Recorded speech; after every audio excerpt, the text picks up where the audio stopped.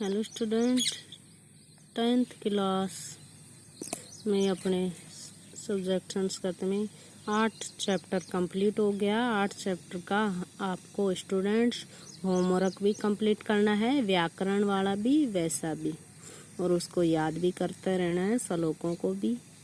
और आज हम 9वां पाठ को पढ़ लेते हैं।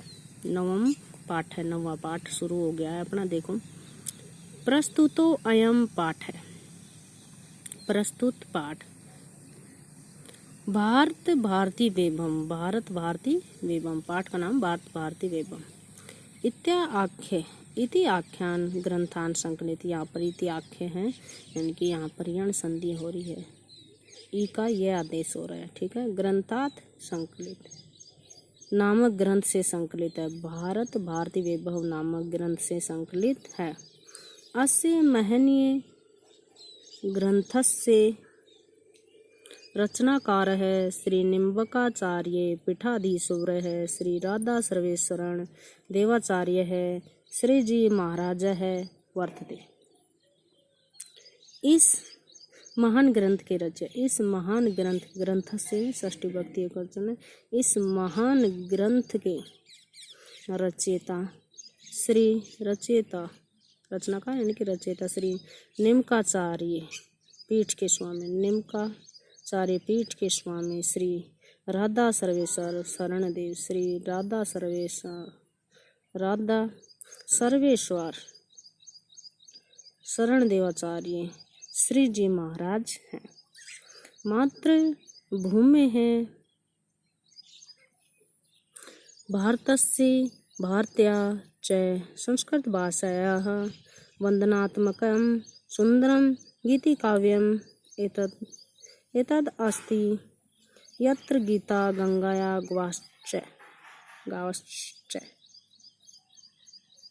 इत्येवं गकारत्री अपि सुष्ठु वर्णिता। मातृभूमि भारतस्य में षष्ठी विभक्ति एकवचन हो गया स्टूडेंट। भारत और भारती यानी कि सरस्वती की। संस्कृत भाषा में वंदना, संस्कृत भाषा में की गई वंदना से युक्त, संस्कृत भाषा में की गई वंदना से युक्त यह सुंदर गीति काव्य यत्र गीता, जिसमें गीता गंगा और गायें,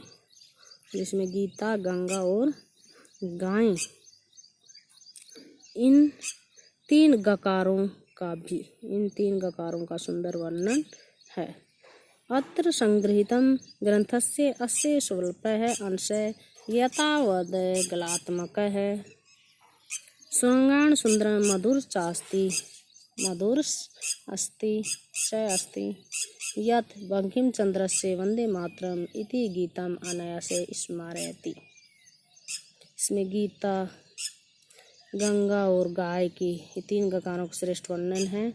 यहाँ इस ग्रंथ का संकलित छोटा सा अंश इतना कलात्मक और सर्वांग सुंदर और मधुर है कि बंकिम चंद्र के वंदे मातरम गीत का अनायासी स्मरण कराता है। इसमें धातु हो गई तो स्मरण कराता है स्टूडेंट। अब हम इसको आगे एक देख लेते हैं। 2 कड़ी आज पाठ परिचय हो गया है। भारत का वैभव।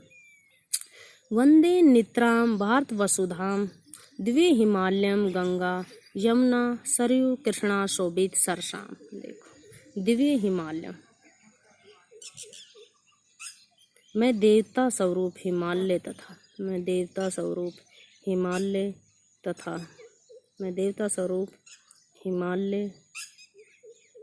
तथा गंगा यमुना सरयू कृष्णा जैसी नदियों से सुशोभित उस भारत की भूमि को निरंतर वंदना करता हूँ। नित्राम यानी सत्य, निरंतर, नित्राम निरंतर, भारत वसुधाम भारत की भूमि को निरंतर वंदना करता हूँ कि मैं देवता स्वरूप हिमालय, दिव्य हिमालय, देवता स्वरूप हिमालय तथा गंगा, यमुना, सरयू और कृष्णा नदियों से सुशोभित भारत की भूमि की निरंतर वंदना करता हूँ। मुनिजन देवऋषिं निशं पूज्यां जलधि तरंगे सिंचितां सीमां भगवती लीला धाम मयि तां नाना तीर्थम रमणीयां। मुनिजन देवऋषिं पूज्यां जलधि तरंगे सीमां सिंचित,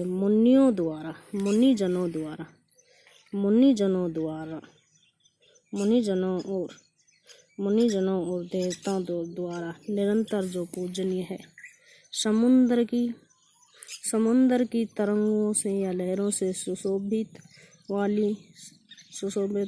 भगवान की लीलाओं का निवास स्थान, भगवानमयी धाममयी भगवान की लीलाओं का निवास स्थान तथा विभिन्न तीर्थ स्थलों में शोभायमान उस भारत भूमि की मैं निरंतर वंदना करता हूँ। ओके स्टूडेंट, आगे का हम कल पढ़ेंगे। इन दोनों श्लोकों का आपका हिंदी अर्थ भी लिखना है। ओके।